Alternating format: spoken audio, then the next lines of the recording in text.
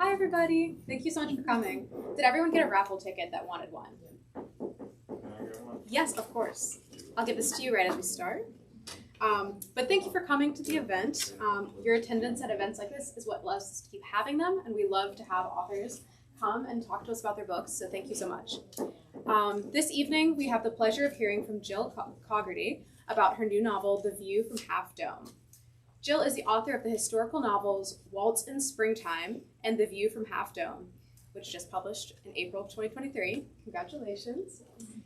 As well as several short stories. After holding software development, product management, and marketing positions in the high-tech industry for nearly 30 years, she now writes full-time. She lives in Raleigh, North Carolina with her husband and daughter. We're here today. Yay. Heather Bell Adams is the author of the novels Maranatha Road, winner of the Ippy Gold Medal for the Southeast, and The Good Luck Stone, winner of the Best Historical and the Next Generation Book Awards. Her short stories and essays have won the Doris Betts Fiction Prize, Rose Post Creative Nonfiction Award, Carrie McRae Literary Award, and James Still Fiction Prize. We hope you enjoy the event. Thank you again, and remember, if you haven't gotten a copy of The View from Half Dome or Maranatha Road, they're both up at the front register, so you can still get those. Thank y'all. Thank you. Yeah, thank you so much, Alex, and thank you everyone for coming. Really appreciate it, and thank you, Heather. I'm so happy to be here. You're just so sweet. You keep thanking everybody. And so we're also thrilled to be here for you and celebrating your beautiful book. Yay! I thought we could start off. Do you want to just give people kind of a thumbnail sketch of how you describe the book and what it's about? Sure. Yeah, so The View from Half Dome is about a 16-year-old girl who lives in San Francisco. And when the book opens, her father has died. Her mother works as a maid for a hotel. They're really struggling to make ends meet, and her father is with the CCC, the Civilian Conservation Corps at Yosemite. Isabel, the protagonist, has to take care of her younger sister, Audrey, and so she has a lot of responsibilities. She's kind of overwhelmed. She really longs for a little taste of freedom. So after a tragic accident, she ends up fleeing to Yosemite to find her brother, her older brother, and there she meets Enid Michael, the first female ranger naturalist at Yosemite. And Enid takes Isabel under her wing, and I won't give away too much more. Spoiler-free evening. So I was struck when I first, you and I were first talking about you working on this book. Similar time period to your first book, so Depression. What draws you to that time period? So the first book was based loosely on my maternal grandmother. Yeah. And as I was doing the research for Waltz in Springtime, which took place partly in Utah in Zion National Park, I read about the CCC work at national parks, and I was just fascinated, and I thought it would be really interesting to have another book that took place that had the CCC as one of the elements in it. And so I found in the research, Yosemite had tons of information about a particular CCC camp in the 30s there. So yeah, I did not realize that your research for the first book kind of planted the seed for this one. The second one, yes. Yep. And then the Depression hasn't, now I think it's becoming, more stories are taking place around it, but there hadn't been too many. Yeah, we had talked about that, I think. Yeah. So Jill and I met at a North Carolina Writers Network conference. Gosh, how many years ago? It was before Maranatha Road came out. Yeah, so maybe and that was 2017. So. Right. Yeah.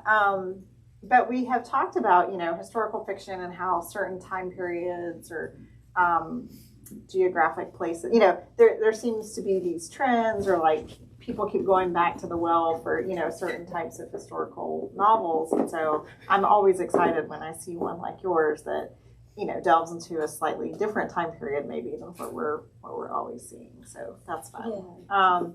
And, so you talked about Isabel, and it's interesting that you mentioned right away her longing for independence, because I really feel like that is one of the driving one of the driving forces, for her character journey.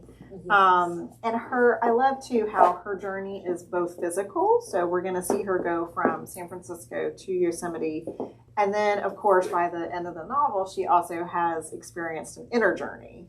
And I'm curious, if you have thoughts you want to share about that. Like, did you know from the start, again, spoiler free, but like roughly Isabel's trajectory?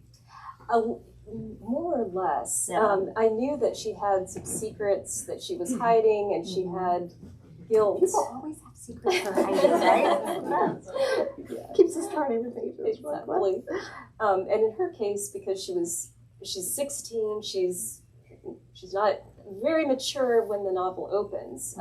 She does have a lot on her plate, more than a 16-year-old should handle. Definitely. But at the same time, she has kind of a lot to learn about what she needs to do to take matters into her own hands and take responsibility too.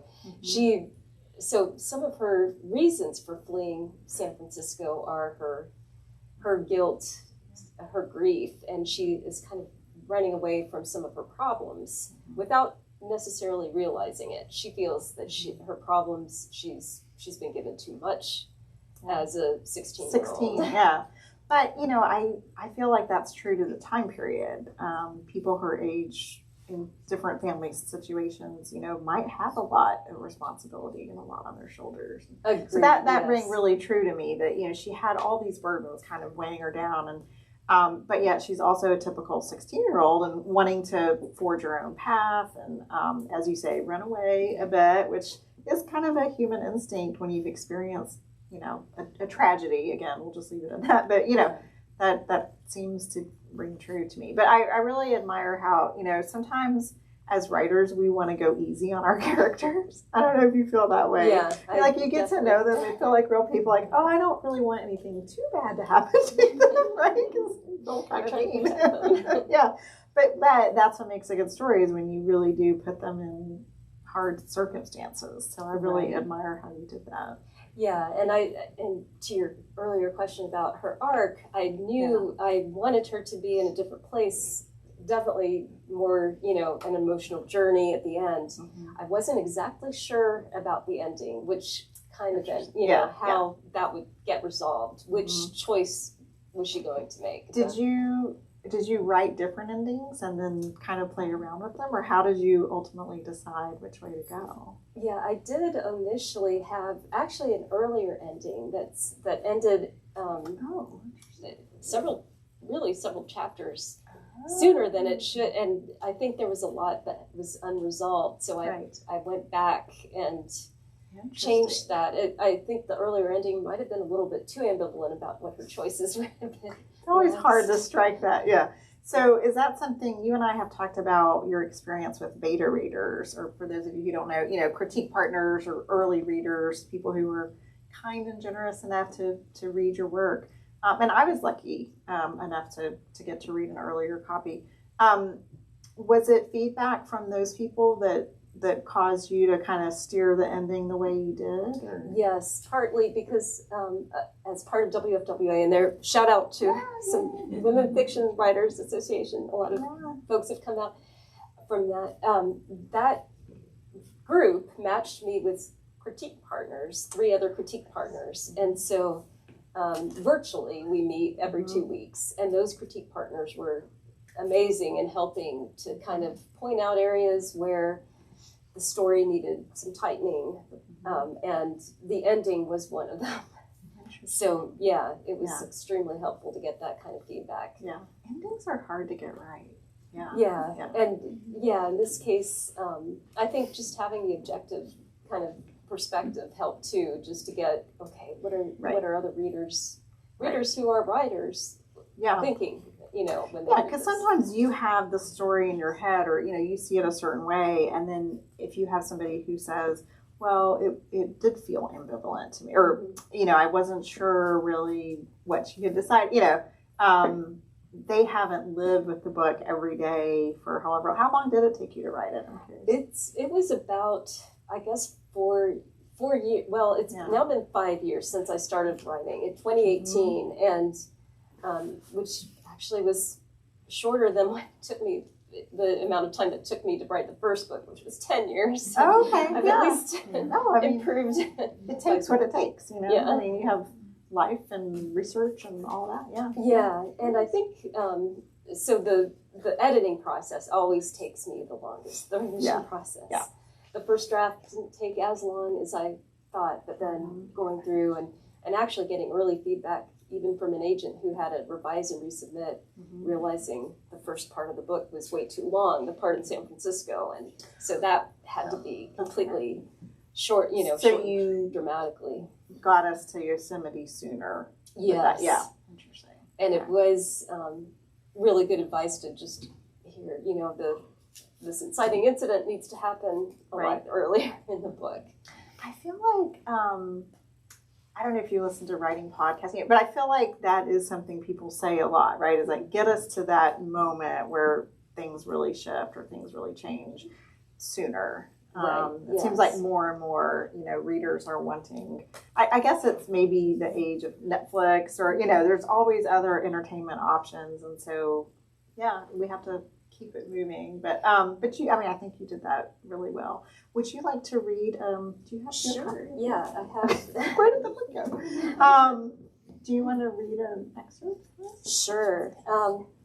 So this is a part from the book where Isabel, the protagonist, has just led her first hike up to something called Vernal Falls with junior range. Well, I won't say junior rangers. They're children who are at Yosemite visiting in this program. And Enid Michael, which is the female ranger naturalist, is helping her kind of lead this hike. So so Enid stepped beside her. Well done for your first hike as a guide. She had plucked a tall, flowery wand spiked with whorls of purple buds, which Isabel recognized as Sierra lupine. As she waved the lupine toward Isabel's nose, Isabel caught a whiff of a sweet perfume. In her sing-song voice, Enid recited, "There is a flower that bees prefer and butterflies desire. To gain the purple democrat the hummingbirds aspire. Her face is rounder than the noon and ruddier than the gown of orchis in the pasture or rhododendron worn. Before the world is green, her sturdy little countenance against the wind is seen, contending with the grass." Isabel angled her head, knowing it was an Emily Dickinson poem she hadn't heard. "The Sierra lupine is nearing her peak, and she reminds me of you, hardy and resilient. Folks say the lupine symbolizes happiness and imagination." "That's kind," but Isabel looked away embarrassed. She wanted to add, Enid was too generous in her praise. She hardly felt strong, and that type of exultant happiness was a distant memory. Besides, imagination had applied best to Dad and Audrey. "You've led this hike, and you've learned the names of dozens of plants and animals." Enid paused. "That's Yosemite's magic. It brings out things people didn't know were inside them. Happened to me when I arrived, and I was more than twice your age." A shard of sunlight spilled onto Isabel's cheek, as quick and gentle as Mr. Whisker's tongue, a splash of warmth. A couple of older boys, dripping from the soak of the spray, leaned against the railing, throwing stones into the wild descent of the falls. Isabel watched the stones' turbulent ride as they melded with the foam. A heavy rumble rose as the massive plate of the water plunged over the brink. "The falls are so deadly," she said without thinking, "and enormous. Next to them were ants." Enid was quiet for a moment. They put things in perspective when you consider everything they've outlasted and will outlast. "Including us," Isabel finished silently. "Whenever I'm here, I borrow a bit of their freedom." Enid swept her hands wide over the bridge toward the falls and cliff. Isabel grasped what she meant. Away from civilization, you could push your problems aside with the knowledge they wouldn't last, and they paled in comparison to the centuries-old mountains, river and falls, trees. That's really lovely. Thank you. Really lovely. That was a good passage to give everybody, you know, a little flavor of the story.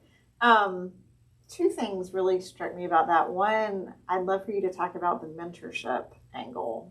So, you know, how you picked Enid to be part of the story, and then this kind of, I would call it a mentoring relationship. I don't know if you would too. Absolutely.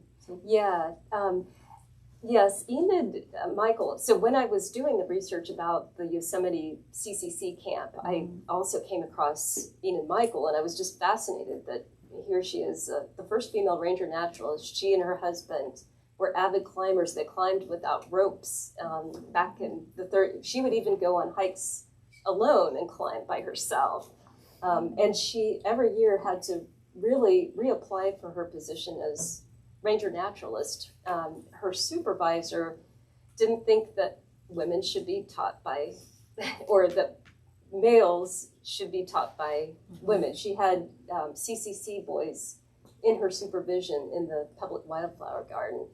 And she really had to persuade and write letters every year. The ironic thing is her supervisor was someone she had taught in the Yosemite School for Rangers 10 years earlier. So it was an awkward relationship. But I thought that from everything I had read, I found some out-of-print books about her too. She seemed like of course she was a very persistent person. Some people, her supervisor called her stubborn, but she was also very sweet-natured. It seemed that she anthropomorphized plants, animals, and birds. She saw them as her children. Flowers.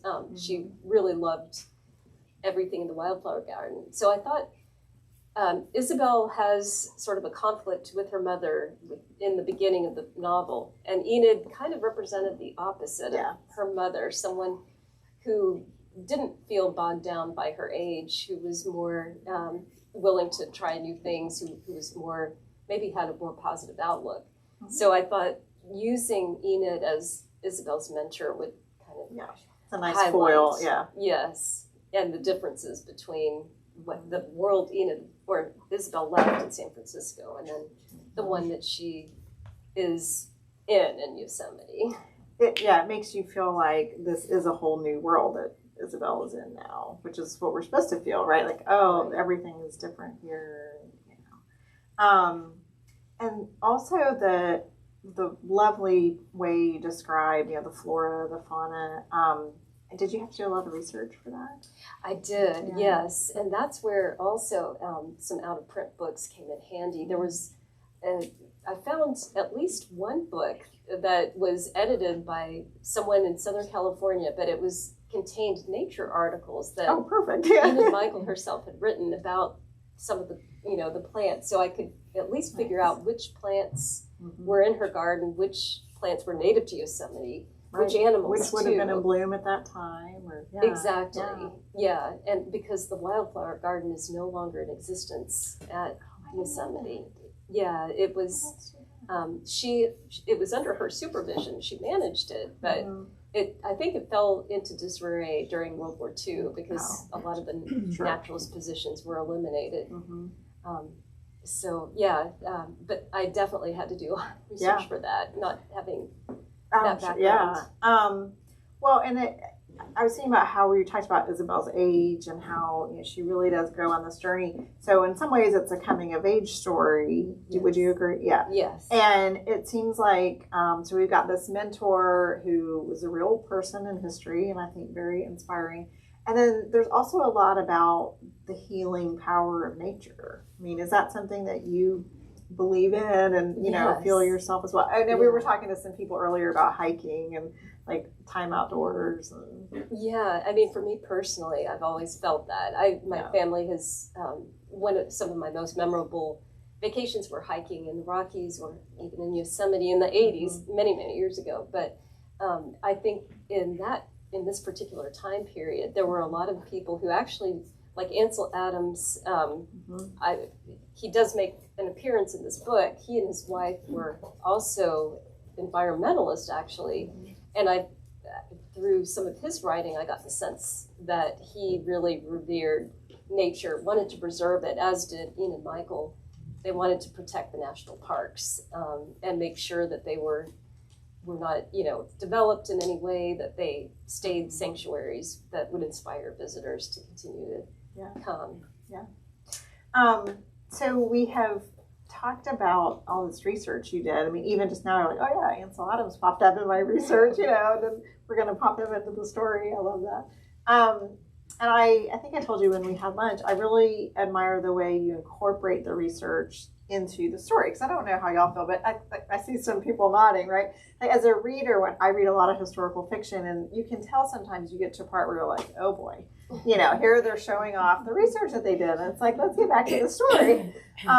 You do that so well because it's just incorporated seamlessly into the narrative. Is that something that you were really focused on? And I did have to go back several times Yeah. and make sure that I was not putting a lot of detail. In fact, there was a whole section about longshoremen in San Francisco that needed to be cut. It was, when I started cutting part of the San Francisco story, that went with it. And then I did have to catch myself sometimes to think, is this just spewing too many right, too many facts? Like, And there's always the temptation to do that. So yes, I did go back to make sure that there wasn't a dump of information, and hopefully there isn't. No, I think you did it really well. Yeah. And I know, it's hard when you've done all this research and you have these things you want to say. It's hard to cut it out, I think. Yeah. It is, yeah. But maybe you have a future story that is about the strike and the labor movement with the longshoremen. And they're like, oh, I already have a head start. Perfect. Kind of put it in a file. Exactly. Well, and you had this, in this article that I read that you were kind enough to send me, you had this lovely description too where you said, talking about including just the right detail and just the right amount of detail, where you said, you're talking about the wildflower garden and all that. And then you said, as part of this process, I named several species of flowers in the public garden, described the icebox and phonograph in Enid Michaels Flat, a San Francisco soup line, a man in a slouch hat smoking beneath a dry goods awning in San Francisco. And even from those little descriptions, right, you can tell, okay, this is a writer who is going to drop us into the scene and keep the story going, but provide just enough detail that we don't lose sight of where we are in history, where we are geographically. That's hard to do, but I just love those little details, like you said. Yeah, it's, I think, just trying to get a little bit of an authentic scene, without going overboard and describing everything, but just giving a little hint of what it was like. And in the case of Enid Michaels' apartment, I knew that she and her husband lived over the post office because her husband that was like real that they lived. Okay. Yeah, because her husband was the assistant postmaster of Yosemite. But I had to kind of embellish what they would have in the apartment in terms of the phonograph and the icebox, I assume. Yes, same assumption. Yeah. That's interesting because so you had the kernel of like, okay, this is true from the historical record, and then we're gonna make up the rest. Do you want to talk about what you're working on next? I know sometimes people are shy about that, but besides the Longshoreman project that we're all insist on one of these days, because I know that's not the next. Yeah, so right now I'm working on a contemporary novel. It's a fictionalized tech startup, and actually I know that someone in the audience is now looking at a startup, so I might have to take your brains. It's 4 points of view, so 4 different characters, someone in her 20s, someone in his 30s, someone in her 40s, someone in his 50s, so it's kind of alternates, and of course the startup is imploding by the end of the story. And things can't be going beautifully, and some other secrets, of course, unleashed. But that's really good. Yeah. Well, I want to be sure we leave time for questions because that's always fun to hear. What's on your. And can I just plug your books too? This is your event. Heather's books, Maranatha Road and Good Luck Stone. I've read both of them, loved them both. Thank you. Maranatha Road is the one that's here at Flyleaf Books, and I love how there were 2 women, Sadie and it goes back and forth between an older woman and a younger woman in their stories, and it's just beautifully told. And then Good Luck Stone is historical fiction, and I highly recommend that too. Philippines in World War II, so a part of World War II that's not explored. Well, yeah, like we were talking about with historical nurses fiction, you know, a lot of World War II fiction in Europe, so a little bit different to have it in the South Pacific. Yeah. So anyway, her books are excellent, and please check them out if you haven't already. Do we want to see if people want? Sure, if anyone has questions. Somebody has to go out. Did you head out to Yosemite as part of your writing path here? You won't believe this, but I have tried for the last few years 3 times to go to Yosemite, and each time, the first, it hasn't unfortunately panned out.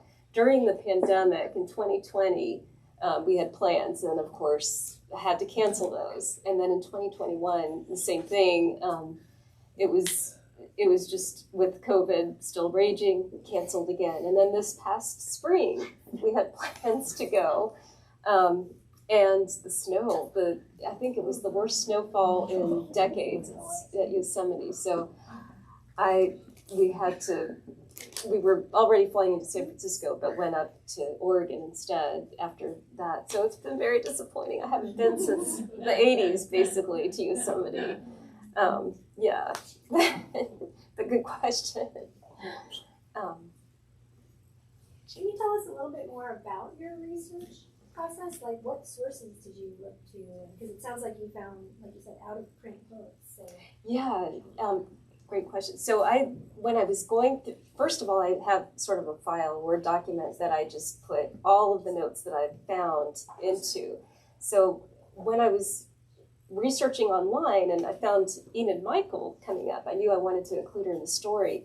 I started looking for books on Enid Michael, and Fernando Penalosa, his name came up, and he's in his, I think, late 90s at this point. He had actually written 2 books, one Yosemite in the 30s, A Remembrance, which was out of print. I think it was through, maybe he was a professor somewhere in Southern California. I think his book was published through his own press, Quaking Aspen, which is not around anymore. So I managed to get a copy of that online.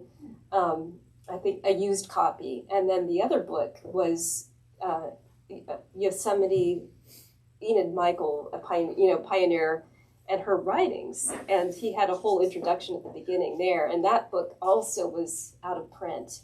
And I actually had to pay like over $100 to get the copy. Perfect. Yeah. Yes. So those 2 books were really the most useful in terms of getting a glimpse into Yosemite in the 30s. And then they drew upon the Yosemite archives too. And I had also gone through some of the Yosemite archives to find some articles. But yeah, just putting all of that first, kind of the relevant information. And of course I had other stuff on the longshoremen in San Francisco in 1934 that had to, basically I just took a lot of those sources and then tried to decide what to, which details from those to draw upon. Yeah. Marie. Quick question. I'm just really curious what made you study computer science rather than literature or English? It's a good question. I mean, it was definitely financially the smarter move. Well, and, I don't think I was meant to be in computer science, but I didn't know that at the time. I was kind of going along this path that my parents had expected. In fact, when I was 6 years old, they did ask me, what do you want to be when you grow up? I said, a writer. And they said, no, that doesn't pay enough. You can't be a writer. So I kind of deferred that for many years and just never gave it up. I mean, I think that when I look now, what my career was like, I completely prefer what I'm doing. So I guess you could say it was a case of not really pursuing your true passion at the time, and so I wish I had done it sooner, but I'm fortunate now. I feel fortunate that I can pursue writing now full time, so I don't regret it. And then I also have some good material from working in tech for the next book. So it kind of, I guess in that sense, it's good. But yeah, it's good. We had lunch recently. Can I tell you this little? So we had lunch recently, and we were talking about the transition from her previous career to writing, and I said something like, and it'll always be there if you want to go back. And she's like, I mean, I guess, but no. Not if I can help it. I was just going to ask, like, when did you leave tech, and like how were you writing your first novel while you were still in tech? Like, what was the timeline, and how long did it, like, I was writing the first novel, Waltz and Swing Time, while I was working, and that's partly why it took so long, because I would write on the weekends, sometimes in the evening, so it was just a really long process. After the in the pandemic, 2021 was when, January of 2021 was when I formally resigned from my job, and it was a case of being zoomed out and just staring at screens and feeling like I want to be writing. I don't want to be staring at these screens and these meaningless meetings. Mm-hmm. So it's been a little over 2 years now that I've been out of the tech world, and I have not looked back. Yeah, thanks. Yeah, were there any other questions? Oh, So, I was wondering, so a little bit about that, Michael, that, one question I had was, well, so as you remember, that, like, if you go to Yosemite today, do you know, is there anything about her that you would find there? That's just sadly, I don't think you would, unless you go to the, unless you talk with a historian at Yosemite, because in fact, even the person I mentioned, Fernando Pelosa, who's out of print book, described her. He was, as a child in the 30s, never even knew her and found out about her later. He had seen her public wildflower garden and heard of her, I guess, but hadn't met her. So I think, unfortunately, there have been articles because of her climbing and the fact that she was the first female ranger naturalist there, but I don't think you would find any kind of sign or anything visible at Yosemite, unfortunately, about her. And then how did you, right, it could have turned into a book about her, right? Yes, and I didn't really have enough, she had the conflict definitely with her supervisor, but I didn't feel comfortable fictionalizing much more than that, and I could kind of get glimpses of who she was, what she was like from the articles that she had written, the nature articles, because she would sometimes mention her husband, and I got the sense that he was kind of, she was the talkative one, he was sort of reticent, and he didn't have fear when he was leading hikes and things like that, but I didn't get enough information to the point where I would feel comfortable having her go through an arc, an emotional journey. So I thought it would be best to show her in her element with the information I had, and then make up a character who in turn could explore and have her own kind of inner journey and outer journey. But it is a good question, and I think people have wondered too. I do wish in a way there was more information about her, so and maybe someone else could fictionalize it. Because of your inclination not to fictionalize when you didn't know, so it wasn't really an inner conflict to keep the focus on. Yeah, right, exactly. I think I would have had to make up a lot of things about her life that I just, with a historical character, I wouldn't feel comfortable doing. Versus someone like Marie Curie, you could find tons of information on her, so in that case, but maybe eventually someone will write more about her. Just I couldn't find enough to do that. But it's very cool to put her in a mentorship position. Yeah. Yeah, thanks. Yeah, she seemed from everything I've read about her, she was a very active ranger who liked guiding hikes, she didn't have children of her own, but she did seem to like at least leading children on hikes, and, she considered her children to be the flowers, the birds, the plants, because she would always, kind of anthropomorphize when she was referring to them, she just seemed like kind of a quirky lady. That So, along those lines, is there a way, I don't know how national park rules are, but is there a way you could donate a copy of your book for them to have like in the visitor center? Yes, yeah, and it is a great idea. In fact, not the visitor center, but the gift store has a copy of the book now that they're reviewing. So, knock on wood, hopefully they will choose to take it. They do have a bookstore there, and I had tried that, but they say that they only really carry nonfiction titles. So, and then children's picture books. So that didn't work. So I'm hopeful that the gift store will. But yeah, it is a great suggestion.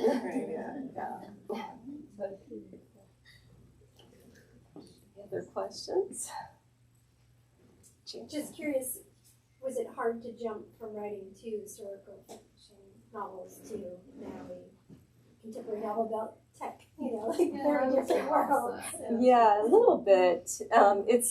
It is sometimes. Yeah, when I was still doing the revisions for The View from Half Dome, I was writing the first draft for a nebulous startup, is what I'm calling it. But it was a little weird to talk back and forth. But yeah, it was fun too, because not as much research, except just what goes on in the tech world. I didn't have to go back and do a lot of research for it. So yeah, but it's been a fun project, and I will have to pick your brain, Maria, about this sometime.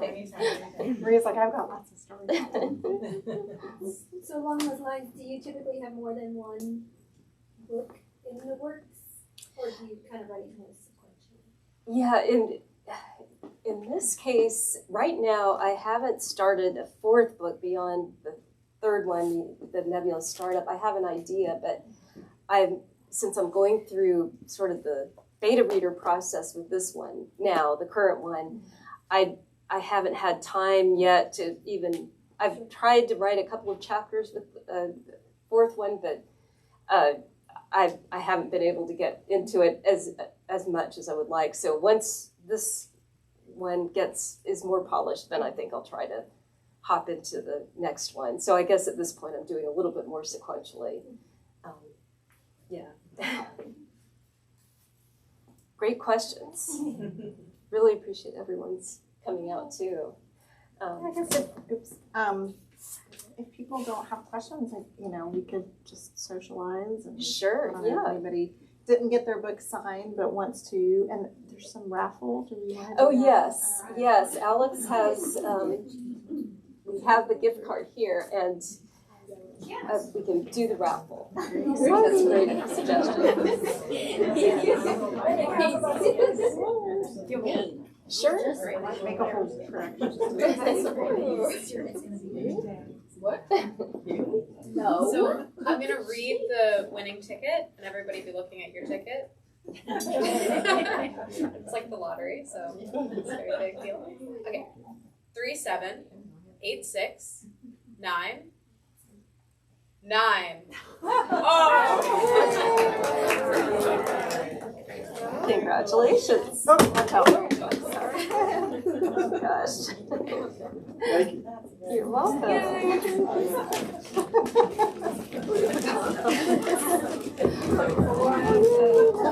again. Thanks. We're so happy for you.